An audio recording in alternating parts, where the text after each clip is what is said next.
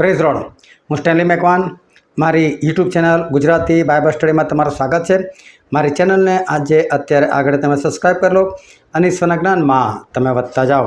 ઉત્પત્તિ તેનો પહેલો અધ્યાય અને તેની 26મી કલમમાં બાઇબલનું વચન એવું કહે છે, હું તમને વાંચીને બતાવું.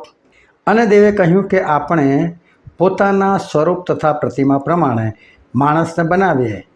હવે ઈશ્વરે એંગાડે એવું કીધું કે આપણે આપણા પોતાના સ્વરૂપ પ્રમાણે માણસને બનાવીએ. અને પછી ઈશ્વરે તે લોકોને નર નારી ઉત્પન્ન કર્યા. અને પછી આદમ અને હવાની રચના થઈ. અને ઉત્પત્તિનું પુસ્તક તેનો 5મો અધ્યાય અને તેની 3જી કલમ.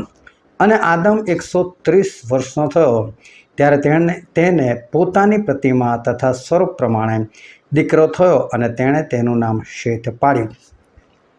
હવે પ્રશ્ન એ છે કે જો આદમ ઈશ્વરના સ્વરૂપ અને પ્રતિમામાં હતા તો પછી એમને જ્યારે શેથ જન્મ્યો ત્યારે શેથ વિશે એવું કેમ ના લખવામાં આવ્યું કે શેથ એ ઈશ્વરના સ્વરૂપમાં અને ઈશ્વરની પ્રતિમામાં હતો, પરંતુ એવું કેમ લખવામાં આવ્યું કે આદમના સ્વરૂપમાં અને આદમની પ્રતિમામાં હતો?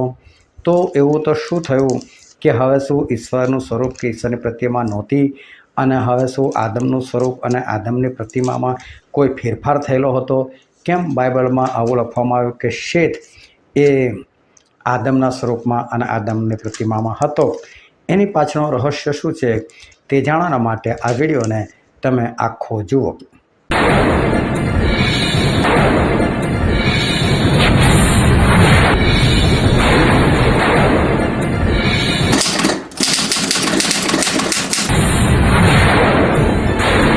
શું ખરેખર આદમ એની પ્રતિમા બદલાઈ ગયેલી હતી?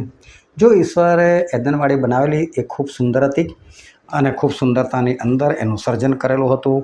ઈશ્વરે અદ્ભુત એ વાડી બનાવેલી હતી અને ત્યાં ગંદકી નામની કોઈ ચીજ નથી. સૌથી મોટી બાબત કે ત્યાં પવિત્રતા હતી, કારણ કે ઈશ્વરે પોતાના સ્વરૂપમાં માણસ બનાવેલું હતું. અને સ્વરૂપ એટલે જે બાહ્ય સ્વરૂપ દેખાય છે એ, અને પ્રતિમા એટલે કે ઈશ્વરની સમાનતામાં એટલે કે ઈશ્વરના સ્વભાવમાં ઈશ્વરે માણસ બનાવેલું. પરંતુ પાપ આવ્યું ને એટલે શું થયું? ઈશ્વરનો સ્વભાવ તો જતો રહ્યો માણસમાંથી. ઈશ્વર કદી કોઈની પર દોષ નથી મૂકતા, શૈતાન લોકો પર દોષ મૂકે છે, એવું પ્રકટીકરણ 12:10 લખવામાં આવેલું છે. અને હવે આદમ અને હવા ઈશ્વર પર દોષ મૂકવા લાગ્યા કે આ ત્યાં જે સ્ત્રી આપી છે ને એના લીધે પાપ થયું. તો સ્ત્રી કહે છે કે આ પેલો શાપ તે બનાવ્યો છે ને એના કારણે એણે મને ભરમાઈને મેં પાપ કર્યું. એટલે એ લોકો દોષ મૂકે છે ને આ કામ હતું શૈતાનનું. એટલે હવે એ લોકોની અંદર શૈતાન આવી ગયેલો હતો અને એ લોકોનો સ્વભાવ એ ઈશ્વર જેવો સ્વભાવ નહોતો રહ્યો.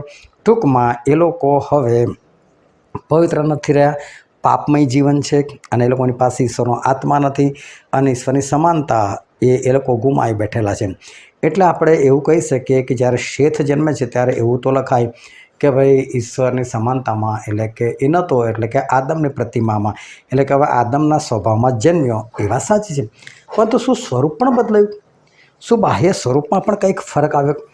તો જ્યારે ઈશ્વરે ઇઝરાયલ પુત્રોને મિસ્ર દેશમાંથી બહાર કાઢ્યા અને ત્યારે ઈશ્વરે મૂસાને જે બધી આજ્ઞાઓ આપી એમાં એક આજ્ઞા હતી અને હું વાંચીને બતાવવા માગું છું, જે છે પુનર્જન્મનું પુસ્તક તેનો 23મો અધ્યાય અને તેની 13મી કલમ.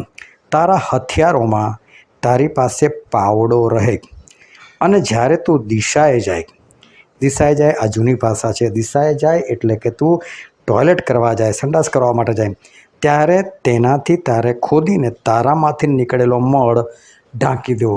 મળ એટલે ગંદકી, એટલે કે તારે ટોયલેટ તારે ઢાંકી દેવાનું કહે છે, એટલે પાવડો લઈને જવાનું કહે છે. અને તું જે કંઈ સંડાસ કરીને આવે એ બધું તારે ઢાંકી દેવાનું. જો આવી આજ્ઞા ઈશ્વરે આદમને કે હવાને નથી આપી. કેમ? કારણ કે એ સમયે છે ને આવું કશું જ હતું નહીં. ના એ લોકોને પેશાબ લાગતો હતો, ના એ લોકોને પરસેવો થતો હતો, ના એ લોકોને કોઈ દુઃખ હતું, ના એ લોકોએ ટોયલેટ જવું પડતું હતું. જે ખાય બધું હજમ, કારણ કે પવિત્ર હતા, પવિત્ર જગ્યાએ એ લોકોને રાખેલા હતા અને માટે આવી બધી ક્રિયાઓ ત્યાં નહોતી. અને આવી ક્રિયાઓ નહોતી, પરંતુ પાપને કારણે આ ક્રિયા આવી. એટલે પાપ પછી આ શરીરની અંદર કંઈક ફેરફાર થયો. જે નહોતું એ ઈશ્વરે આપવું પડ્યું કે હવે આ લોકોને ટોયલેટ લાગશે, હવે અપચો થશે અને માટે ઈશ્વરે જે કંઈ કરવું જોઈએ એ ઈશ્વરે ફેરફાર કર્યો. અને એ ફેરફાર ઈશ્વરની અંદર નથી. એટલે હવે ખરેખર ઈશ્વરનું સ્વરૂપ પણ માણસ પાસે ના રહ્યું અને હવે ઈશ્વરની પ્રતિમા પણ ના રહી. માટે લખવામાં આવ્યું કે જ્યારે શેથ જન્મ્યો ત્યારે એ આદમના સ્વરૂપમાં અને આદમની પ્રતિમામાં હતો. આજે છે તારીખ 24 મે 2026 સાલ અને આજે રવિવાર હતો અને માટે આ રવિવારનો ખાસ પ્રશ્ન અને તેનો જવાબ મેં તમને પૂરો પાડ્યો છે. ઈશ્વર તમને આશીર્વાદ આપે. આમેન.